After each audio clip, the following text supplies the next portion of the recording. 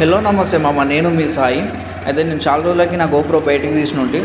నేను ఉండే ఏరియాలో స్ట్రీట్స్ ఎలా ఉంటాయో చూపిద్దామని చెప్పేసి. అలాగే నాకు మళ్ళీ చాలా మెసేజ్ డిఎం చేస్తున్నారు, మాల్టకి రావాలనుకుంటున్నా బ్రదర్, ఏదన్నా ప్రాసెస్ ఎలా ఉంటుందో చెప్పండి అని చెప్పేసి.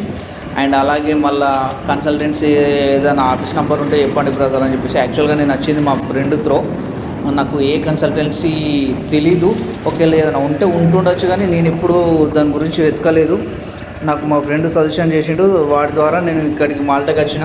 మాల్టాలో వీసాకి అప్లై చేసే ముందే వీళ్ళు చెప్తూ ఉంటారు, ఒకవేళ వీసా వస్తే ఇంత ఇవ్వాలి, వీసాకు ముందు ఇంత ఇవ్వాలి అని చెప్పేసి. ఏదైతే వీసాకు ముందు అమౌంట్ ఇస్తారో, అనుకోకుండా మీ వీసా రిజెక్షన్ అయిందనుకో, ఆ ముందు ఇచ్చిన అమౌంట్ రిఫండ్ ఉండదు. నాకు తెలిసి అది ఇంచుమించు ఒక 2 lakhs వరకు ఖర్చు వస్తుంది వాళ్ళకి ఇచ్చే అమౌంట్. అండ్ మనకు embassy link, VFS lot, VFS fee, ఇట్లా అన్నీ కలిసి ఒక 2 lakhs వరకు ఖర్చు వస్తుంది. అది రిఫండ్ అవ్వదు.